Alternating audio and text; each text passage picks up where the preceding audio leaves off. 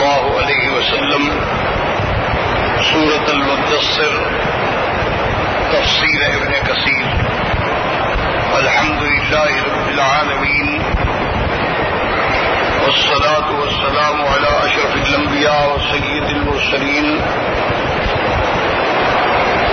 سیدنا محمد وعلى آلہ واصحابہ اجمعین اللهم صل على سيدنا محمد وعلى آل سيدنا محمد كما صليت على إبراهيم وعلى آل إبراهيم في العالمين إنك حميد مجيد أعوذ بالله من الشيطان الرجيم بسم الله الرحمن الرحيم يا أيها المدثر قم فأنذر وربك فكبر وثيابك فطهر والرجز فاهجر ولا تمنن تستكثر ولربك فاصبر فإذا نقر في الناقور فذلك يومئذ يوم عسير على الكافرين غير يسير.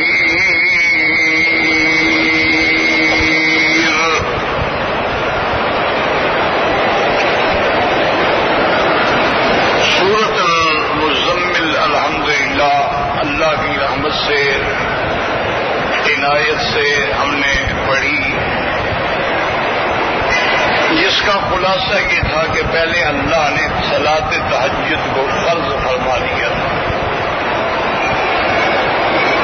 اور اوقات میں بھی شدت تھی کہ 2/3 رات عبادت کریں، 1/3 رات آرام کریں، یا آدھی رات عبادت آدھی رات آرام، یا 2/3 آرام اور 1/3 عبادت. اور پھر صلاۃ تہجد کے فوائد بتائے گئے کہ رات کا جاگنا جو ہے انسان کے نفس کو کچلنے کے لیے سب سے بڑا علاج ہے،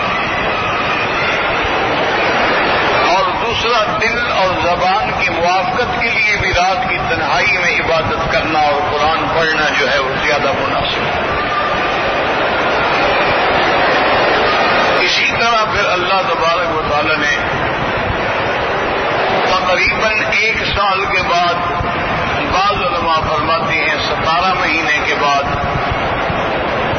اپنے بندوں پہ رحم فرماتے ہوئے رعایت کر دی، اس کی فرضیت کو ختم کر دیا، اوقات کی پابندی بھی ختم ہو گئی. اب حکم ہوا فقرؤ ما تيسر من القرآن یا فقرؤ ما تيسر منه، جتنا ہو سکے پڑھ لو تو انشاءاللہ اللہ تمہیں بھی تہجد والوں میں شمار فرما دے. تو آخری حکم جو ہے وہ پہلے حکم کے لیے ناسخ ہے. یہ ایک ہی صورت ہے جس میں ناسخ بھی موجود ہے، منسوخ بھی موجود ہے. اور منسوخ الحکم ہے، منسوخ التلاوت نہیں ہے. تلاوت کی جاتی ہے لیکن حکم منسوخ ہو گیا. اور اس کے بعد آخر میں اللہ نے ارشاد فرمایا تھا کہ وَأَقِیمُوا الصَّلَاةَ وَآتُوا الزَّکَاةَ، کہ تم نماز قائم کرو اور زکوٰۃ ادا کرو، اور جو کچھ تم اپنے لیے آگے بھیجتے ہو وہی تمہارے لیے بہتر ہے. کیونکہ دنیا میں آدمی جو کھاتا ہے وہ ختم ہو جاتا ہے. ما اکلت فافنیت وما لبست فابلیت، جو پہنتا ہے وہ بوسیدہ ہو جاتا ہے. وما تصدقت فامضیت، جو اللہ کے راستے میں خرچ کرتے ہو وہ اللہ کے بینک میں محفوظ ہو جاتا ہے. اور اس پر اللہ تبارک و تعالیٰ تمہیں بہت بڑا اجر و ثواب عطا فرماتے ہیں. تو ہر انسان کو چاہیے کہ اپنی زندگی میں اعمال خیر کرتے ہیں، کیونکہ مرنے کے بعد تو یہ مال وارثوں کا ہے، پھر ان کی مرضی ہے وہ تمہیں یاد کرے نہ کرے. لہذا زندگی میں آدمی اچھے عمل کر لے، صدقات جاریہ کا مسئلہ کر لے، کوئی مسجد بنا دی، کوئی مدرسہ بنا دیا، کمرہ بنا دیا، کہیں پانی نہیں ہے نل لگوا دیا، کہیں حمامات نہیں ہے وضو بھی جگہ نہیں ہے، تو مقصد ہے کہ ایسے کام کریں جو باقی رہیں اور کافی عرصے تک اس کا صدقہ جاری ہے چلتا ہے۔ اور پھر یہ بھی ہے کہ جو کچھ ہم کر رہے ہیں وہ ضائع تو نہیں ہو رہا، وہ محفوظ ہو رہا ہے۔ اور اس میں آخر میں اللہ نے حکم دیا تھا کہ واستغفر اللہ، اللہ سے بخشش مانگا کرو۔ آدمی جتنے بھی اعمال کر لے، جتنی بھی نیکیاں کر لے، جتنی بھی نمازیں پڑھ لے، پھر بھی کوئی نہ کوئی خطا تو ہوتی ہے۔ ہر انسان جو ہے وہ خطا کار ہے، اس سے غلطیاں بھی ہوتی ہیں، اس سے گناہ بھی ہوتے ہیں، اس سے کوتاہیاں بھی ہوتی ہیں۔ تو علاج کیا ہے کہ اللہ سے بخشش مانگو، استغفار کرو، اللہ سے معافی مانگو، تو اللہ بخشنے والے بھی ہیں اور مہربان بھی ہیں۔ پھر صرف معاف نہیں کرتے بلکہ انعام بھی عطا فرما دیتے، اور پھر اللہ تبارک و تعالیٰ تمہاری سیئات کو بھی بدل دیتے ہیں اور سیئات کو مٹا دیتے ہیں۔ تو اللہ نے سورۃ المزمل کو اسی آیت پہ ختم فرمایا تھا، وما تقدموا لانفسکم من خیر تجدوہ عند اللہ هو خیر واعظم اجرا واستغفر اللہ ان اللہ غفور رحیم۔ اب اس کے بعد ہے سورۃ المدثر۔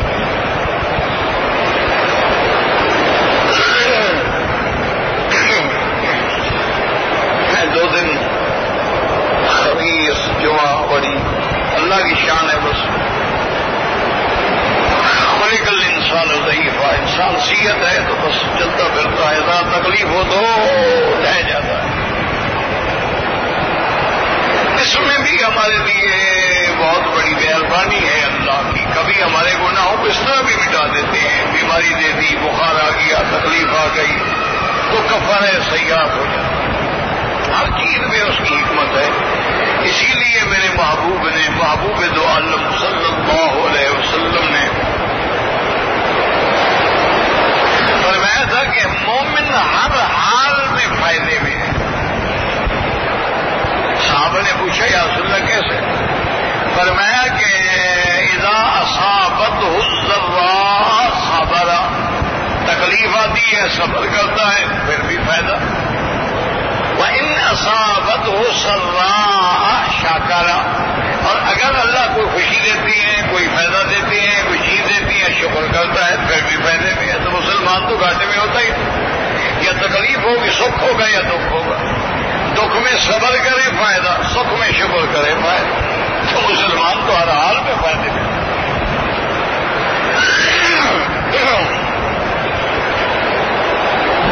بہرحال یہ صاف بات ہے، ہم ضعیف لوگ ہیں، برداشت نہیں کر سکتے۔ تو اب جناب یاد رکھیں کہ سورۃ المدثر جو ہے یہ بھی سور مکیہ میں۔ سور مکیہ کا معنی یہ ہوتا ہے کہ جو صورتیں ہجرت سے پہلے نازل ہوئی ہیں چاہے جہاں بھی ہوں، سب مکیہ، اور جو صورتیں ہجرت کے بعد نازل ہوئی ہیں وہ سب مدنیہ۔ تو یہ سورت جو ہے یہ مکیہ، جیسے المزمل یہ لقب ہے، خطاب ہے، اور اس سے مراد حضرت محمد مصطفیٰ ہے۔ اسی طرح المدثر اس سے مراد بھی حضرت محمد مصطفیٰ صلی اللہ علیہ وسلم۔ درود شریف بھی پڑھا کر، اور ہر مسلمان کا یہ فرض ہے کہ بعض بدبختوں نے، یہودیوں نے سازش کر کے پورے عالم میں ایک فلم دکھائی ہے، وہ ویب سائٹوں پہ بھی ہے، فیس بک پہ بھی ہے، ٹویٹر میں بھی ہے، جس میں سرکار دو جہاں کی توہین کی گئی ہے۔ انا للہ و انا الیہ راجعون۔ ہر مسلمان اللہ سے دعا کریں، اب ہمارے پلے میں کچھ نہیں ہے، ہم بے بس ہیں، بس صرف اللہ سے دعا کریں کہ میرا مولا، تیرا تو وعدہ ہے اپنے نبی سے کہ آپ کے خلاف جو بھی گستاخی کریں گے ان کے لیے میں کافی ہوں، تو اللہ اپنی طرف سے ان ظالموں پہ قہر نازل فرما۔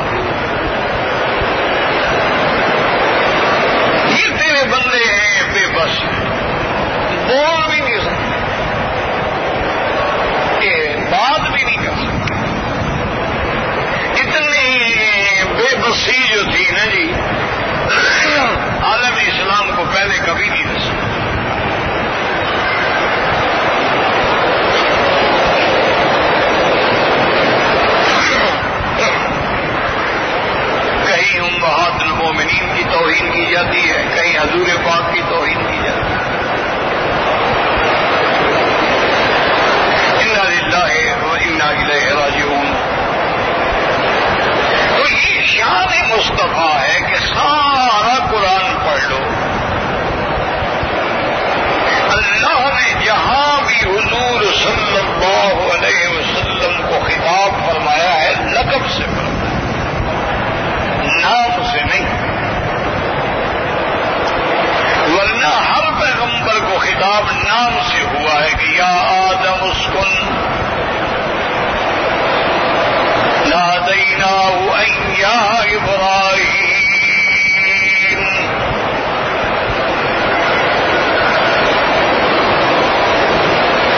اسی طرح آپ دیکھ لیں سارے قرآن میں یا عیسی ابن مریم، یا زکریا، یا یحییٰ خذ الکتاب بقوہ۔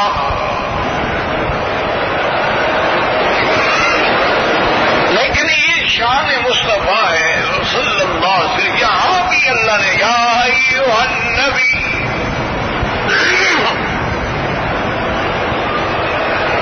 یا ایھا الرسول، یا ایھا المزمل، یا ایھا المدثر، سب خطاب۔ سارے قرآن میں 4 جگہ پہ اللہ نے حضور کا نام لیا ہے، باقی کسی جگہ نام نہیں۔ تو یہ بھی خطاب ہے، مدثر سے مراد حضور محمد مصطفیٰ۔ یاد رکھیں کہ مدثر جو ہے یہ حرف اصل میں تھا متدثر، اور دثار کہتے ہیں یہ کپڑا جو ہم اوپر لپیٹیں اس کو کہتے ہیں دثار،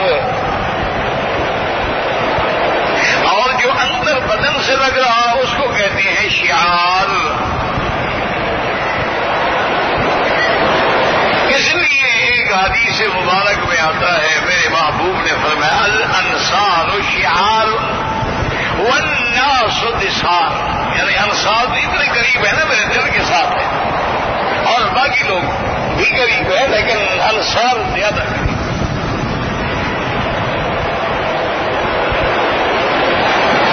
تو دثار کا معنی جو ہے یعنی کپڑے میں لپٹنے والے ہیں، اور یہ خطاب جو ہے کیوں ہوا؟ اس خطاب سے اللہ نے اپنے محبوب کو کیوں یاد فرمایا؟ اس کی حکمت اللہ نے بنوتی ہے۔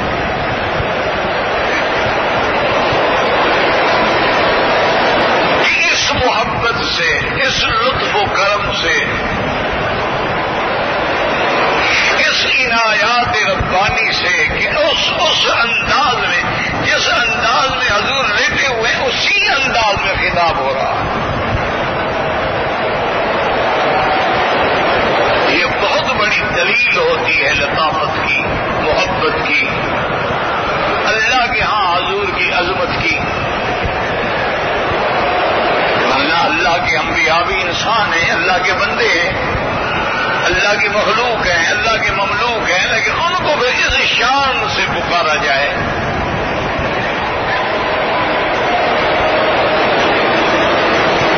اسی لیے کہتے ہیں نا کہ حضرت عیسیٰ ابن مریم نے فرمایا تھا کہ والسلام علی یوم ولدت ویوم اموت ویوم ابعث حیا، اللہ کا مجھ پہ سلام جس دن پیدا ہوا، جس دن موت آئے، جس دن اٹھوں گا۔ تو کہا فالسلام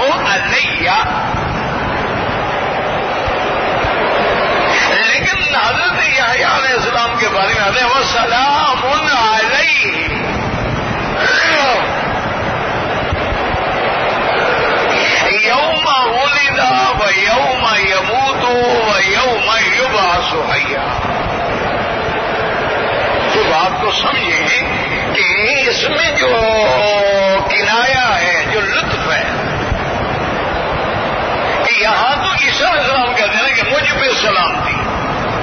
وہاں اللہ فرما رہے ہیں کہ سلامتی ہو یا علیہ السلام.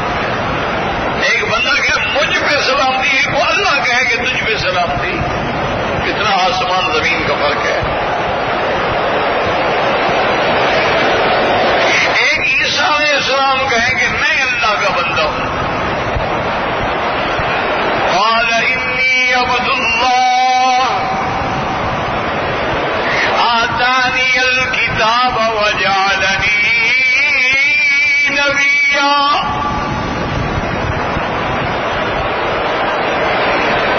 اور ایک اللہ فرمائے کہ وَأَنَّهُ لَمَّا قَامَ عَبْدُ اللَّهِ. دونوں میں فرق سمجھا کرو. قرآن پڑھا کرو، قرآن میں غور کیا کرو، تدبر کیا کرو، سمجھا کرو. عیسیٰ علیہ السلام کہتے ہیں میں اللہ کا بندہ ہوں، اور اللہ فرماتے ہیں دیکھو میرا محمد میرا بندہ. آسمان زمین کا فرق ہے نا. ایک آدمی کہے میں بادشاہ کا نوکر ہوں، یہ بھی اعزاز ہے، لیکن ایک بادشاہ کہ یہ میرا نوکر ہے. تو آسمان زمین کا فرق ہوتا ہے کلام میں. اللہ تعالیٰ کے قرآن کو اسی لیے تو یہ قرآن اعجاز ہے نا کہ قیامت آ جائے گی لیکن قرآن کا اعجاز ختم نہیں ہوگا. جتنے قیامت تک علماء پیدا ہوں گے اور اس بحر زخار میں غوطہ زن ہوں گے اور موتی نکالیں گے. قرآن سے نکات بیان کرنا منع نہیں ہوتا. یہ ہوتا ہے کہ قرآن کی تفسیر ایسی نہ کرو جو حضور کے فرمان کے خلاف ہو. اس کا معنی ایسا نہ کرو جو حضور نے نہیں فرمایا، پھر تو کافر ہو جاؤ گے. ایک ہوتا ہے کہ قرآن پاک کے اندر سے کیا کیا مسائل مستنبط ہو رہے ہیں. حضرت امام شافعی رحمۃ اللہ علیہ ایک دن صبح کی نماز کے بعد درس کے لیے بیٹھے تو آنکھیں مبارک سرخ تھی اور تھوڑی تھوڑی متورم بھی تھی. تو طلبا نے پوچھا کہ حضرت خیریت ہے، رات نیند نہیں آئی، تکلیف تھی؟ پھر میں تکلیف نہیں تھی، اللہ کے ایک قرآن کا آیت پڑھ رہا تھا، خیال آ گیا تو ساری رات اسی آیت پہ میں غور کرتا رہا اور صبح تک میں نے 300 مسائل کا استنباط کیا ہے. اس لیے پھر سویا نہیں. یہ تو ہم ہے نا جی، بس یا کھا رہے ہیں یا سو رہے ہیں.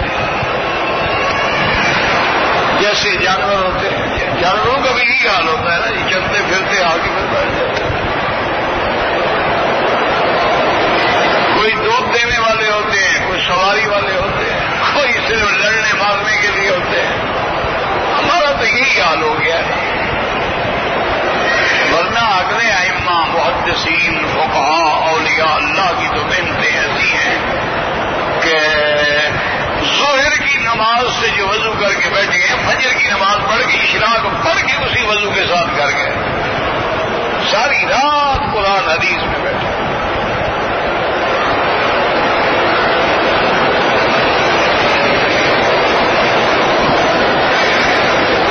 تو بہرحال یہ شان ہے میرے مدنی کا کہ آپ جو نے کپڑا لپیٹا ہے سو رہے ہیں تو لڑکا میں اٹھو اٹھو میرے محبوب اب اٹھو.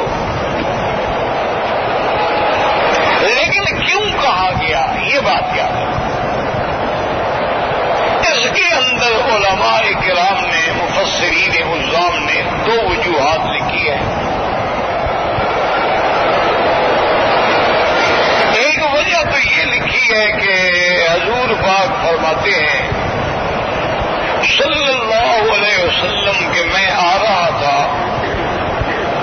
اذ نودی آواز آئی، میں نے دائیں طرف دیکھا کوئی بندہ نہیں، بائیں طرف دیکھا کوئی بندہ نہیں، پیچھے دیکھا کوئی بندہ نہیں، آگے تو ویسے کچھ نہیں تھا.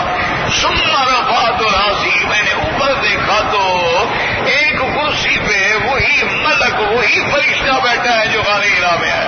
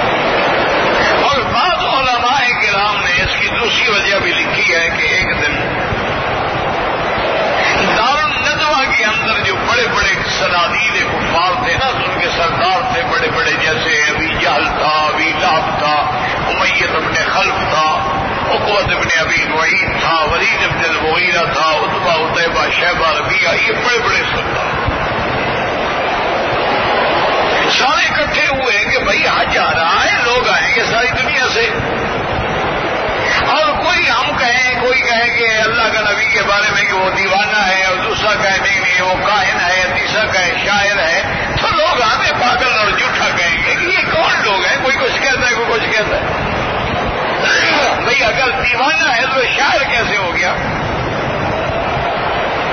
دیوانے شیل پر کہتے ہیں پتھر مارتے ہیں، اور اگر وہ شاعر ہے تو پھر ساحر کیسے ہو گیا؟ اور اگر وہ کاہن ہے تو علم غیب کے بارے میں اگر خبر دیتا ہے تو پھر وہ مجنون کیسے ہو گیا؟ تو اگر ہم اپنی اپنی باتیں کریں گے، اپنی اپنی بولی بولیں گے تو سارے ہمیں جھوٹا کہیں گے.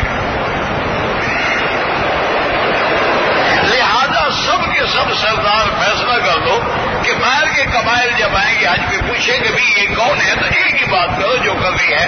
سب نے متفق کر فیصلہ کر لیا کہ ہم کہیں گے جی یہ جادوگر ہے، اس کے قریب نہ جانا، جادو ہو جاتا ہے. اور نے کہا یہ بات جو ہے یہ لگتی بھی ہے کیونکہ جیسے جادو کسی پہ کرو نا جی فوراً وہ تابع ہو جاتا ہے، تو ان کے بعد بھی جو جاتا ہے ان کے تابع ہو جاتا ہے. بس اسی بات میں جم جاؤ. اسی طرح ایک قبیلے کا سردار آیا عمرہ کرنے کے لیے. ابو جہل کا مہمان تھا، تو ابھی جہل نے اس کو کہا کہ بات سنو، تم عمرہ کرو، طواف کرو، عبادت کرو، ہمارے گھر میں رہو، جتنا دن چاہو رہو، کھاؤ پیو، لیکن یہاں ایک شخص ہے جس کا نام محمد ابن عبداللہ ہے، اس کے قریب نہ جانا. انہوں نے کہا کیا بات ہے؟ انہوں نے کہا وہ بڑا جادوگر ہے اور ساحر ہے اور نعوذ باللہ جھوٹی باتیں کرتا ہے، کبھی آسمان کی خبریں دیتا ہے، کبھی زمین کے نیچے کی خبریں دیتا ہے، کبھی قبر کی خبریں دیتا ہے، قبر بڑھ جائے گی، قبر کھل جائے گی، قبر میں نعیم ہوگا، قبر میں راحت ہوگی، قبر میں عذاب ہوگا، قبر میں سانپ ہوں گے، قبر میں بچھو ہوں گے. عجیب عجیب باتیں کر. یہ تو کوئی سمجھ آنے والی باتیں بھی. بس اس کے قریب نہ جانا. جو اس کو قدرتی بات ہے، جس بندے کو کسی چیز سے روکو نا تو اس کا ادھر خیال زیادہ جاتا ہے. اس کے دل میں بھی آئے یار پتہ تو کرے نا کہ آخر کون ہے، میں کو بچہ ہوں، میں ایک قبیلے کا سردار ہوں، میں ایسے بس آپ کی بات سنتے ہوئے وہ پاگل ہو جاؤں گا؟ مجھے بات تو کرنی چاہیے. اس نے آگے پوچھا اور دیکھا کہ حضور صلی اللہ علیہ وسلم کعبۃ اللہ کے سائے میں بیٹھے ہیں. اب آپ خود اندازہ کریں کہ وہ کیسا منظر ہوگا. اللہ کا گھر ہو، کعبۃ اللہ کا سایہ ہو اور اس کے نیچے محمد مصطفیٰ ہو صلی اللہ علیہ وسلم. اللہ اکبر اللہ اکبر. وہ آیا راہ کے قریب کھڑا ہو گیا، بڑے غور سے حضور کے چہرے کو دیکھا، کوئی بات نہیں، کھڑا ہے.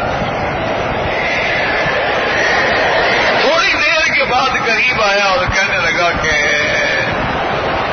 مجھے پتہ نہیں ہے لیکن میں نے سنا ہے کہ آپ نبوت کی بات کہتے ہیں. بہرحال جو بھی ہے مجھے آپ اپنا کلمہ پڑھائیں اور اپنا خادم بنائیں. حضور پاک نے ہاتھ دیا، بیعت فرمائی، کلمہ پڑھایا، صحابی بن گیا. واپس آیا تو ابو جہل کو بھی خبر ہو گئی، وہ دوڑا آیا، اس نے کہا یار کمال ہو گیا، تم تو اتنے بڑے سردار ہو اور بڑے عقل مند ہو اور بڑی بڑی پنچایتوں میں بیٹھ کے فیصلے کرنے والے ہو، تم نے کوئی بات ہی نہیں کہ کھڑے رہے اور جا کر کہ جی مجھے کلمہ پڑھا تو مسلمان بھی ہو گئے، باپ دادے کا دین بھی چھوڑ دیا. اور نے کہا ابو جہل بات سنو، میں سردار آدمی ہوں، میرے ساتھ گستاخی والی بات نہ کرنا. میں نے جب حضور کا چہرہ دیکھا ہے تو میں نے اسی وقت یقین کر لیا کہ واللہ لیس ھذا وجہ کذاب، یہ چہرہ کبھی جھوٹ بول ہی نہیں سکتا. جس کے چہرے پہ نور برس رہا ہو وہ جھوٹ بولتا ہے، جس کا چہرہ منور ہو، جس کے چہرے پہ نور نبوت ہو، جس میں الطاف ربانی ہو، جس میں عنایات رحمانی ہو، جس کے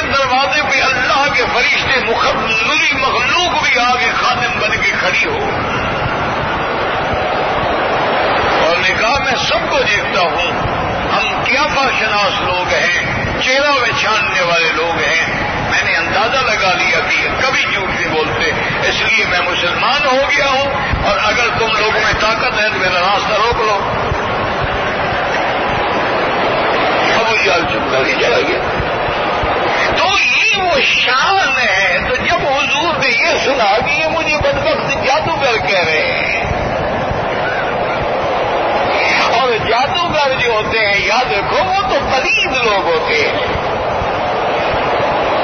وہ تو گندگی میں رہنے والے لوگ ہوتے ہیں, اور جتنا وہ پلید ہوں گے اتنا ان کے جادو میں اثر ہوتا ہے. کہ چونکہ جادو علوم سفلیہ میں سے ہے, کالا علم ہے, وہ جتنا حرام کھائیں گے, حرام پیئیں گے, بدبودار جگہوں میں رہیں گے, خنزیر کی ہڈیوں کی مالا گلے میں پہنتے ہیں,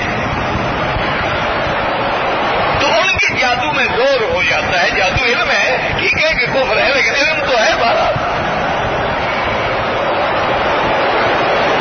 حضور پاک نے جب یہ سنا تو قام حزیناً, حضور بڑے غمگین ہوئے, اور سیدہ خدیجہ سے فرمایا دسترونی, مجھ پہ کپڑا ڈال دو. آپ غم میں کپڑا لپیٹ کے سو گئے.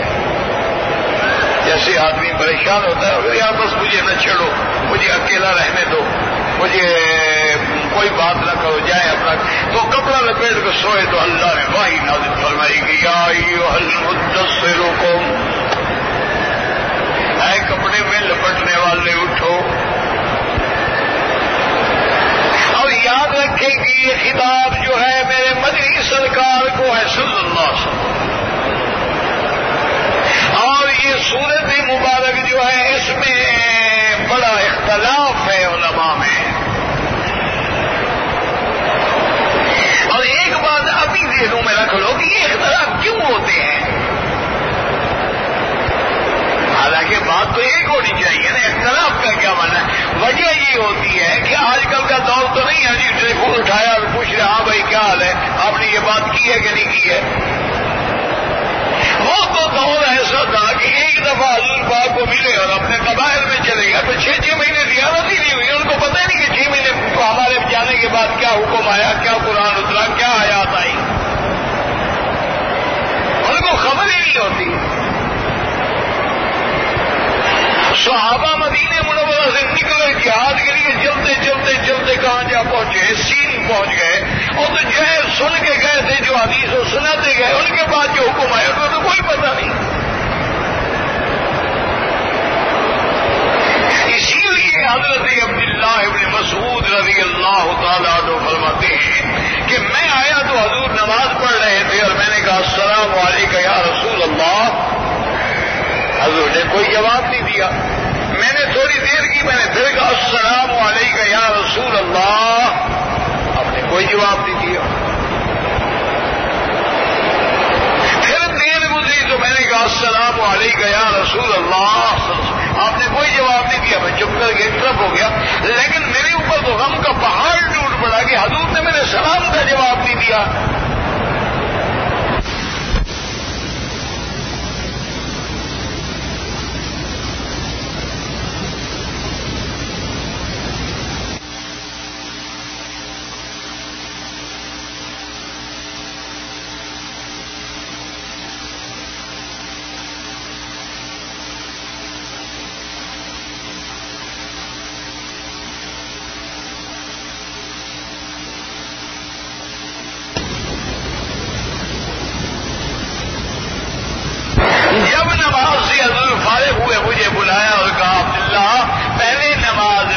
سلام کا جواب دینے کی اجازت دی. اب اللہ نے منع فرما دیا ہے کہ نماز میں اور کوئی بات نہ کرو نماز کے سوا, اس لیے میں نے جواب نہیں دیا. تو اب اس حکم کا حضرت عبداللہ کو تو پتہ ہی نہیں تھا.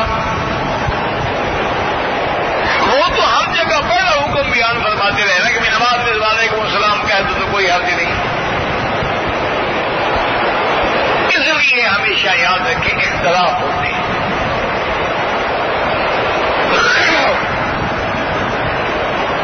اور بعض اوقات یہ ہوتا ہے کہ جو ظاہر میں صحابہ نے سنا وہ بات کہہ دی,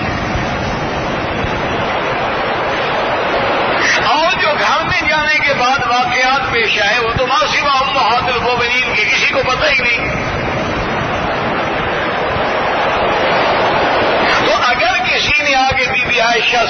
حفصہ سے ام سلمہ سے پوچھ لیا، ان کا تو مسئلہ حل ہو گیا. جن نے نہ پوچھا وہ تو بس باہر والی بات پہ کھڑا ہے نا.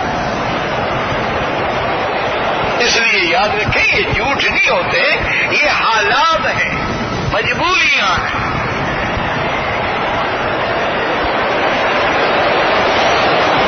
مجبور لوگ تھے. بعض مدینے میں رہنے والے جو تھے وہ بھی حضور سے 6 مہینے تک سوال نہیں پوچھ سکتے تھے.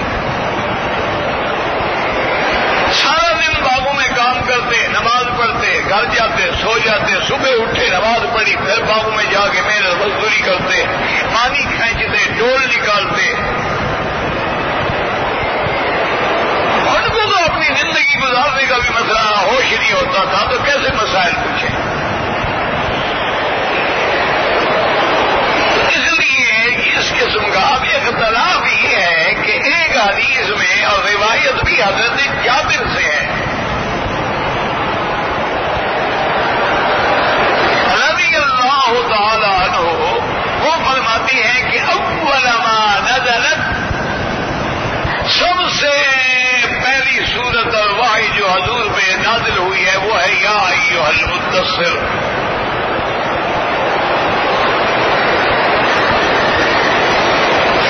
اسی طرح صحیح ہے ان کی روایت میں ہے کہ سب سے پہلی وحی جو اتری ہے وہ ہے اقرأ باسم ربک الذی خلق. تو اب یہ دونوں روایتوں میں تعارض آ گیا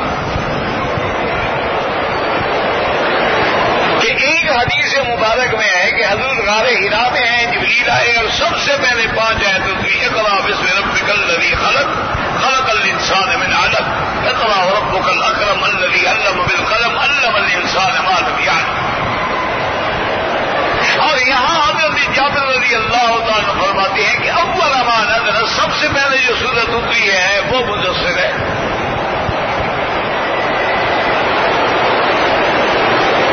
تو اب لازمی بات ہے کہ دونوں روایات میں تعارض. یہی وجہ ہے کہ جو منکرین حدیث ہوتے ہیں نا، جن کو حدیث سے انکار ہے، وہ انہی چیزوں کو بہانہ بنا دے. دیکھو جی ایک حدیث یہ کہتی ہے، ایک حدیث یہ کہتی ہے، ہم کون سی حدیث کو مانے؟ لہٰذا نعوذ باللہ دونوں غلط ہیں. وہ انہی چیزوں کا سہارا لیتے ہیں اور ایسی متعارض احادیث کو جمع کر کے کتابیں بھر کے لوگوں کے سامنے پیش کر دیتے کہ یار عجیب حدیث ہے، ایک میں یہ حکم ہے، دوسرے میں یہ حکم ہے، تو اس میں صحیح کون سی ہے بھائی؟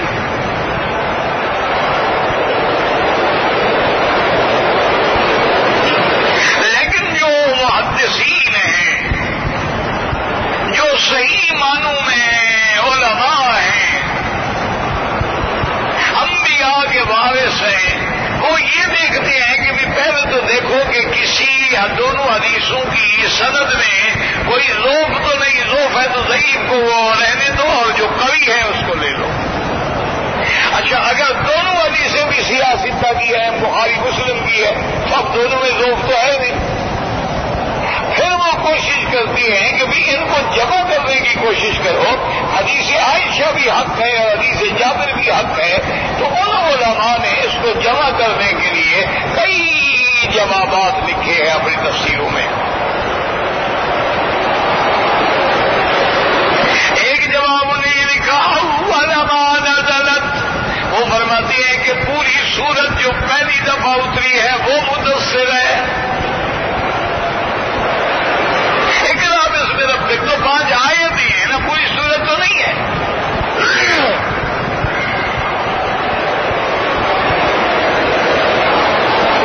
اور بعض علماء کرام نے فرمایا کہ سورت اقرأ جو ہے وہ بھی سبب متقدم لی تھی، اس سے پہلے کوئی سبب نہیں تھا. لیکن اس سورت سے پہلے سبب ہے کہ حضور غمگین ہو کے پریشان ہو کے کپڑا لپیٹ کے سوئے ہوئے ہیں، اس سبب سے اللہ نے سورت پر. تو یہ بھی سبب ہے، وہ بغیر سبب ہے، لہٰذا دونوں باتیں ٹھیک ہے.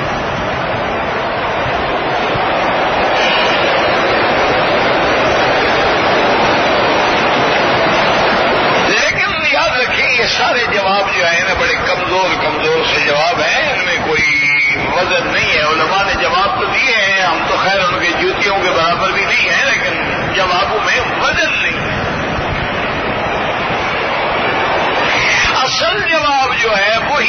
اس کی طرف امام بخاری رحمۃ اللہ علیہ نے اپنی کتاب باب بدل وحی کے اندر اشارہ کر دیا. انہوں نے کہا کہ بھئی سب سے پہلی وحی تو اقرا باسم ربک الذی خلق ہے. پھر 3 سال تک وحی رک گئی. فترۃ الوحی ہے, وحی منقطع ہو گئی. تو فترہ کے منقطع ہونے کے بعد جو پہلی سورت اتری ہے وہی آئی المدثر.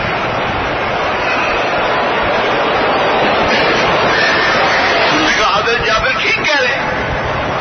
3 سال تک جو وحی نہ آئے اس کے بعد جو ہے کہیں گے سالہ تو کہیں گے پہلے جو پہلی وحی آئی ہے مدثر ہے.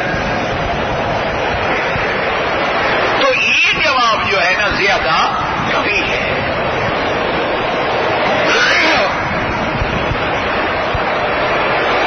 اسی طرح جیسے آپ اس کی ایک مثال سمجھ لیں, اللہ کرے تاکہ قرآن آپ کے دماغ میں آ جائے. اگر قرآن کی ایک آیت بھی سمجھ لو نا تو اللہ کا شکر کیا کرو کہ الحمدللہ. ایک آیت بھی سمجھ لو نا, سمجھو میں نے زندگی بھر کی کمائی حاصل کر لی ہے.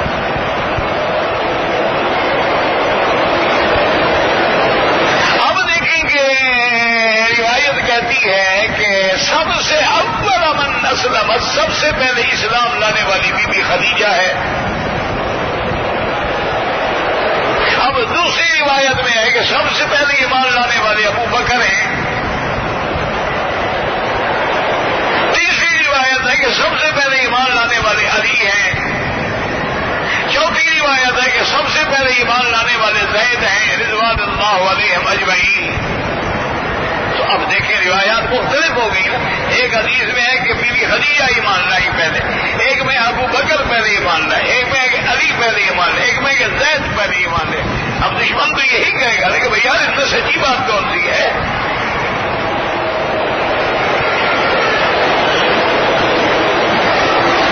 لیکن جن کے دلوں میں عشق نبی ہوتا ہے, عشق رسول ہوتا ہے, جن کے دلوں میں محبت رسول ہوتی ہے, عظمت رسول ہوتی ہے,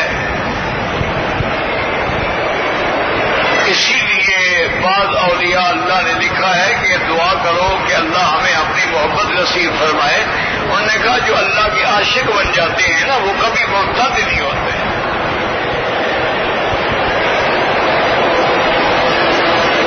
انہوں نے کہا بڑے سے بڑا عابد مرتد ہو جاتا ہے, بڑے سے بڑا مولوی, بڑے سے بڑا عالم. دیکھا نہیں کتنے بڑے بڑے مولوی قادیانی بن گئے. دیکھا نہیں کتنے بڑے بڑے عالم جو تھے فحول العلماء معتزلی بن گئے. کتنے بڑے بڑے عالم جو تھے خارجی بن گئے. کتنے بڑے بڑے عالم جو تھے رافضی بن گئے. کتنے بڑے بڑے عالم جو تھے وہ اتحاد مذاہب کے چکر میں آ کے اپنا راستہ بھی چھوڑ بیٹھے.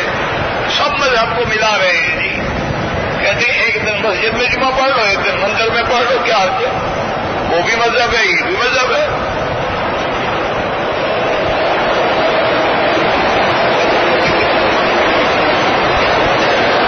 تو لیکن جو عاشق ہوتا ہے نا وہ کبھی گمراہ اور مرتد نہیں ہوتا. انہوں نے یہ بات ایسی نہیں, انہوں نے کہا قرآن کہتا ہے من يرتد منكم عن دينه فسوف يأتي الله بقوم يحبهم ويحبونه. اللہ نے فرمایا اگر تم دین سے پھر جاؤ, من يرتد منكم جو دین سے پھر گیا تم میں سے, فسوف يأتي الله بقوم, پھر اللہ ایک ایسی قوم پیدا کریں گے یحبهم جن کو اللہ محبوب رکھتے ہیں اور وہ اللہ کو محبوب رکھتے ہیں. تو من ہوا کہ مرتد کے مقابلے سے محبین کا ذکر کیا گیا, جس سے علماء نے نتیجہ نکلا کہ جو محب ہوگا, جو عاشق ہوگا وہ کبھی مرتد نہیں ہوگا. اور پھر اللہ نے فرمایا یحبهم وَيُحِبُّونَهُ, اور وہ ایسے لوگ ہوں گے جن کو اللہ محبوب رکھتے ہوں گے اور وہ بھی اللہ کو ذکر کیا. بعض علماء کہتے ہیں چونکہ اللہ کی شان بڑی ہے تو پہلے ان کا ذکر آیا, لیکن بعض علماء کہتے ہیں نہیں نہیں, اللہ نے اشارہ کیا میرے بندے اگر میں تم سے محبت نہ کروں تو تیرے دل میں بھی میری محبت کیسے پیدا ہوگی؟ یہ جو تم مجھ سے محبت کر رہے ہو یہ بھی میری محبت کی وجہ سے ہے.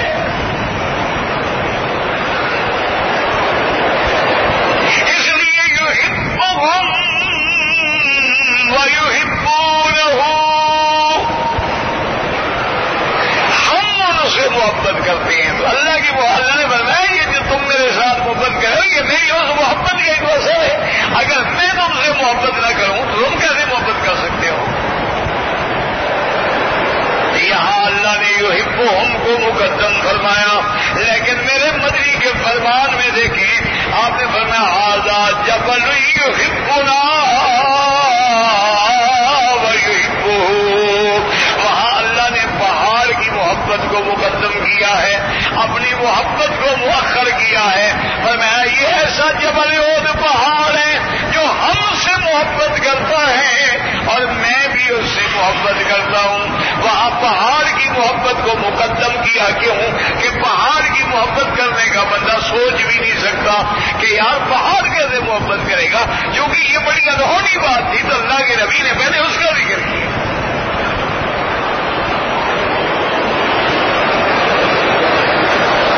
اللہ اکبر. دعا کرو اللہ تبارک و تعالی ہمیں بھی اپنی اور حضور پاک کی محبت کا کوئی کروڑواں حصہ بھی نصیب فرما دے. دیکھو نا مدینہ پاک میں کتنے پہاڑ ہیں, یہ پھر شان ہے نا پہاڑ کی جس کی طرف حضور اشارہ کریں گے ھذا یہ پہاڑ. اللہ کیا باقی پہاڑ محبت نہیں کرتے تھے؟ بس جس کو نواز دیا باقی بھی تو غلام تھے نا بادشاہ کے, لیکن حیاض کا اپنا مقام.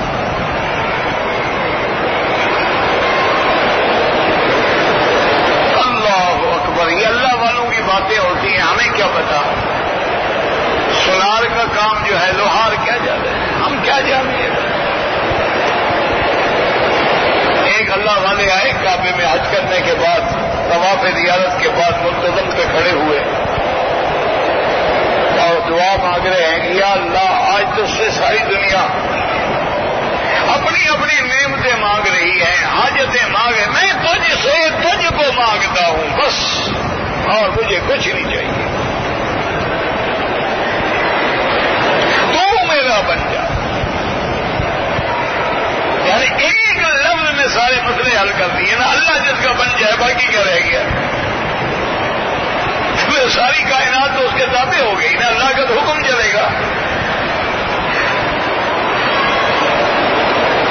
تو اس لیے ہمیشہ یاد رکھیں کہ علماء نے وہاں بھی جمع کیا, انہوں نے کہا بابا یہ جھگڑے والی بات نہیں, عورتوں میں پہلے اسلام لانے والی بی بی خدیجہ ہے, مردوں میں اسلام لانے والا پہلا ابو بکر ہے, بچوں میں پہلا اسلام لانے والا حضرت علی ہے, اور غلاموں میں پہلا اسلام لانے والے زید ہیں. تو ساری حدیثیں صحیح ہے, ساری روایتیں صحیح ہیں, جھگڑا کیا ہے؟ اول من اسلمت خدیجہ ہے, اور رجال میں اول من آمن ابو بکر ہے. حضرت علی کیونکہ بچے تھے زیادہ, بچوں میں پہلے وہ ہیں رضوان اللہ علیہم اجمعین. تو لہذا یہ جواب جو ہے صحیح ہے کہ بھی پہلے تو اقرا باسم ربک الذی خلق نازل ہوگی, پھر فطرت الواحد. اچھا بات نے فرمایا کہ یہ بھی ایک روایت میں ملتا ہے کہ یا ایھا المزمل کے بعد یا ایھا المدثر اتری ہے, کیونکہ یا ایھا المزمل جو ہے وہ تھا کمال فی ذاتی, بندہ خود کامل بنے. کامل بنو گے تو کسی کو کامل بناؤ گے نا. اگر تمہیں خود ہی پہلوانی نہیں آتی کسی کو کیا سکھاؤ گے؟ اگر تمہیں کھانا پکانا نہیں آتا ہے تو کسی کو کیا سکھاؤ گے؟ پہلے خود کامل بنو, اپنے آپ میں کمال پیدا کرو, پھر دوسرے کے لیے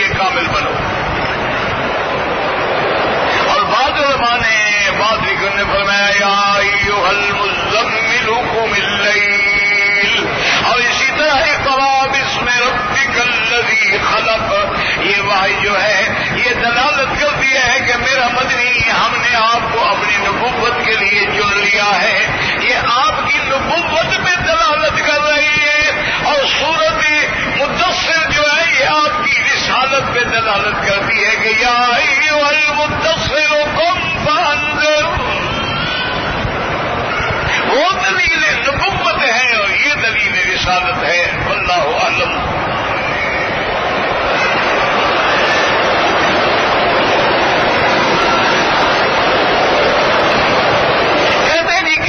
جب امام کی تکبیر جو ہے ہم سن رہے ہوتے ہیں پیچھے انہوں نے جو مکبر کھڑا کیا ہوا ہے اس کی پر کیا ضرورت ہے؟ تم یہ اطلاع ڈھونڈنے کے لیے آتے ہو مکے مدینے میں.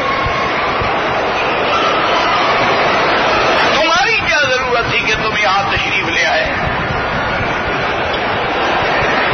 اللہ کے بندے اللہ کا نظام ہے تو یہ تمہاری نماز کے لیے احتیاط ہے کہ اگر امام کا سپیکر اچانک فیل ہو جائے پھر کیا کرو گے؟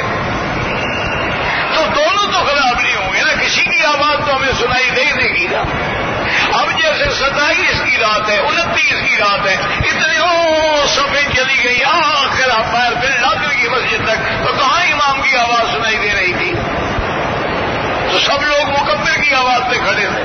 اچھا بعض لوگوں کے موبائل میں ریڈیو بھی ہوتے ہیں وہ بیچارے ریڈیو کھول کے آگے رکھے ہوئے تھے کہ میں پتہ تو لگے اللہ اکبر رکوع ہے سجدہ ہے. تم صرف اسی اعتراض کے لیے ہوتے ہو. اس کا کیا علاج ہے دنیا میں؟ انا للہ و انا الیہ راجعون.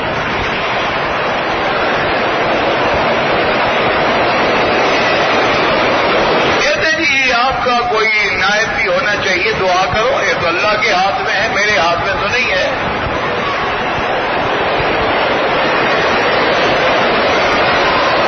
آپ نے میری صحت کے لیے دعا کی اللہ آپ کو جزائے خیر دے.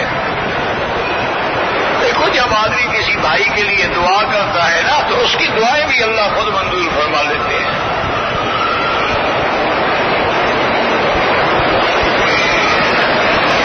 استخارہ جو ہے ہر بندہ جس کا کام ہے وہی خود کرے. یہ جو ہمارے یہاں رواج ہے نا کہ فلاں بزرگ سے استخارہ کرواؤ اور فلاں مولوی سے استخارہ کراؤ اس کا نہ قرآن میں ثبوت ہے نہ حدیث میں ثبوت. اور پھر دعائیں استخارہ جو ہے وہ دلالت کر رہی ہے کہ اللہم انی استخیرک یا اللہ میں تم سے استخارہ کر رہا ہوں. تو دوسرے سے استخارہ کرانا تو خلاف سنت ہے. خود استخارہ کرو 2 رکعت نماز پڑھو اس کے بعد دعا استخارہ لے لو. یاد تمہیں نہیں ہو سکتی نہ ہو اس کو پڑھتے رہو اور جب پہنچو اللہم انک تعلم ان ھذا الامر وہاں اپنے کام کا نام لو اور 3 دفعہ یہ دعا پڑھ لو. کوئی ضروری نہیں کہ خواب نظر آئے کچھ نظر آئے کوئی ضروری نہیں ہوتا. یہ دیکھو کہ اس کے بعد دلوں کا اطمینان کس طرح. ایک رات میں نہیں سمجھ آیا دوسری رات کرو تیسری رات کا باقی ضرورت ہے 7 راتوں تک کرو لیکن خود کرو. انہوں نے ماشاءاللہ شارٹ کٹ ڈھونڈا ہوا ہے کہ ثواب مردے کو پہنچانا ہے تب بھی مولوی کو بلاؤ وہ پہنچانے جائے گا نا قبر میں. اور ختم شریف دلوانا ہے پھر بھی مولوی کو بلاؤ. اور بچے کے کان میں اذان دلانی ہے تو پھر بھی مولوی صاحب کو بلاؤ. یہ کیا تماشا ہے بھائی؟ تم مسلمان نہیں ہو تم نے خیرات کی اللہ نے ثواب دینا ہے بات ختم ہو گئی.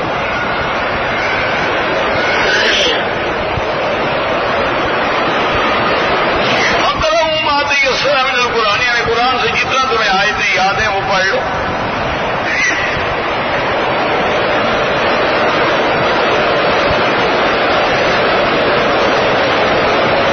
بہرحال اگر کوئی آدمی مدینہ منورہ کام کے لیے گیا ہے عمرے کا کوئی ارادہ نہیں تو امام احمد بن حنبل رحمۃ اللہ علیہ کے نزدیک تو اس پر کوئی دم نہیں ہے. وہ کہتے ہیں ان کی نیت ہی نہیں تھی نا حج کی نہ عمرے کی. لیکن امام حنیفہ فرماتے ہیں جب گیا ہے اور میقات کے باہر سے آیا ہے لازم عمرہ کرے. نہیں کیا تو عمرہ دوبارہ کرے نہیں کرے گا دم پڑے گا.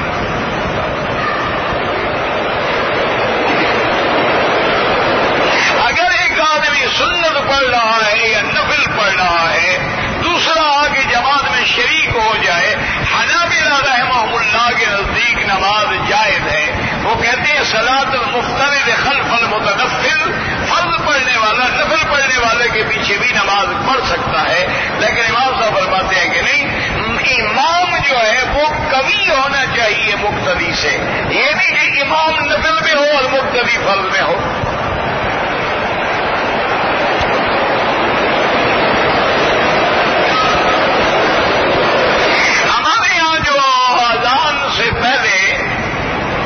صلاۃ و سلام پڑھتے ہیں اور جمعہ کے بعد بھی کھڑے ہو کے صلاۃ، یہ بدعات ہیں، خالص بدعت، احداث فی الدین ہے۔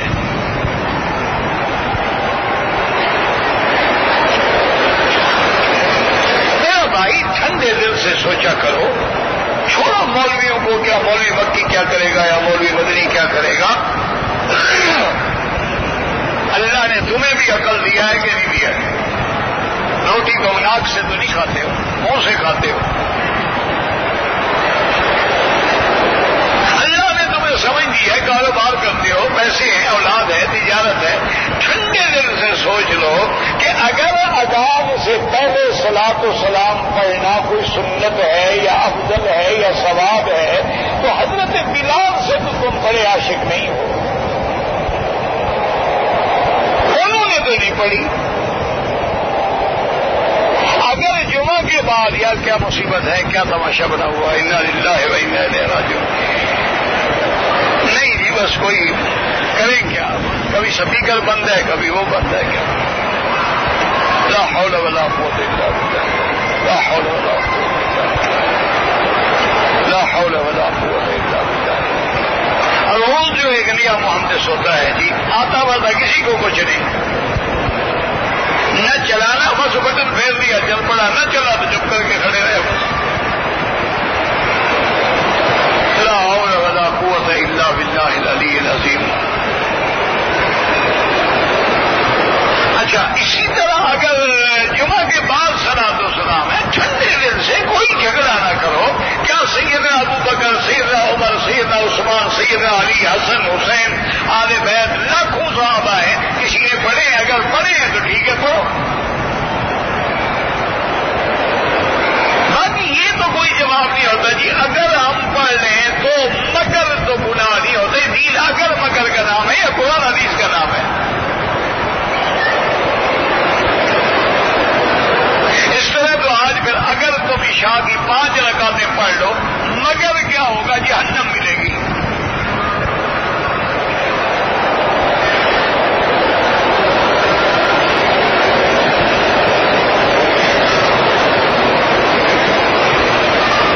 اگر ایک آدمی نے یکم ذی القعدہ کو مدینہ منورہ سے میقات باندھا ہے اور عمرہ کیا ہے، اب حج تمتع،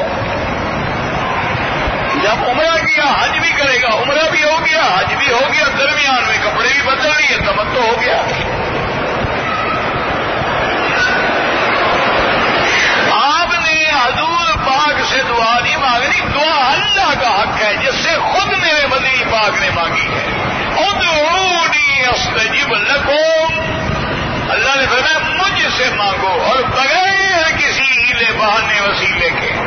جب میں سننے کے لیے تیار ہوں، وسیلے تو وہاں پکڑے جاتے ہیں، سفارش تو وہاں کی جاتی ہے جو سنے نا، وہ تو پکار رہا ہے کہ مجھ سے مانگو۔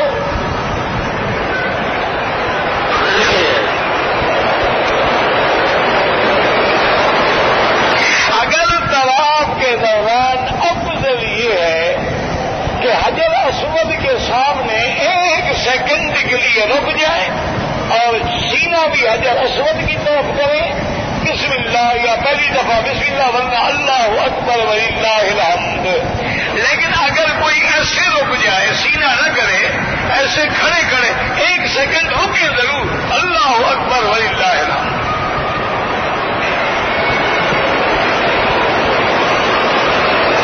جو مکہ میں رہتے ہیں وہ افراد کریں گے، وہ نہیں کر سکتے تمتع اور نہ قران۔ تمتع قران ان لوگوں کا ہے جو باہر سے آتے ہیں۔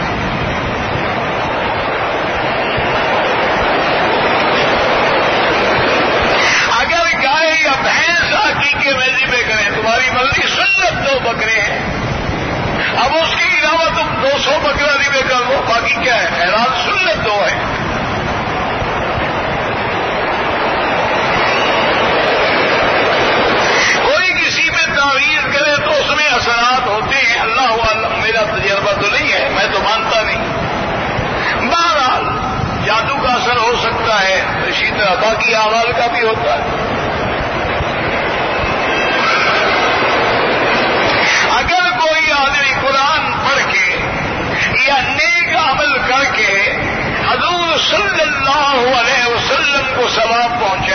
بات نہیں بالکل.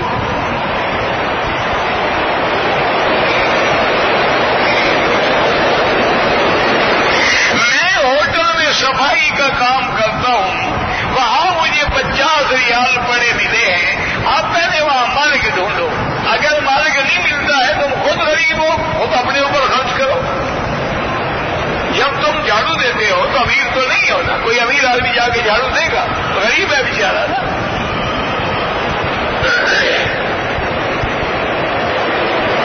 مدینہ منورہ میں علماء فرماتے ہیں کہ مسجد نبوی کی زیارت کریں.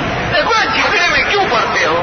احناف کے نزدیک, حنابلہ میں ابن رجب حنبلی رحمۃ اللہ علیہ کے نزدیک حضور کی روضے کی زیارت کر کے نیت کر کے سفر کرنا بھی جائز ہے, لیکن ایک حدیث مخالفت کرتی ہے کہ لا تشد الرحال الا الى ثلاث مساجد. اچھا جب تم مسجد نبوی کی زیارت کرو گے تو روضہ بھی تو مسجد نبوی کے اندر ہے, اختلاف سے بھی بچ جاؤ گے اور جھگڑا بھی ختم.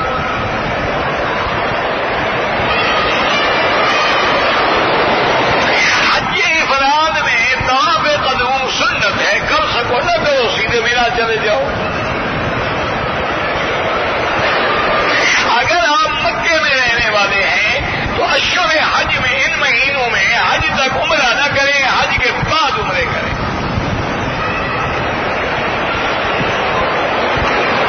محشر کا میدان کہاں ہوگا؟ تم خیر تو بناؤ, جہاں بھی ہوگا دعا کرو اللہ ایمان میں اٹھائے.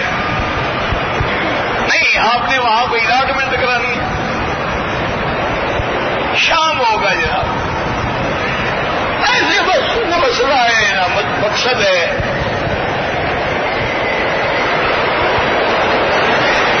اگر نماز میں میرا خون بہنے لگ جائے تو حناف کے نزدیک نماز نہیں ہوتی, خون بہ جائے تو وضو ٹوٹ جاتا ہے.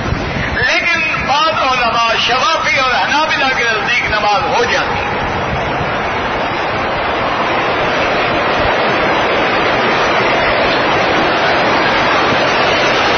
نہیں, حضور نے ہمیں طواف کے دوران رکن یمانی سے لے کر حجر اسود تک کون سی دعا سکھلائی ہے؟ ربنا آتنا.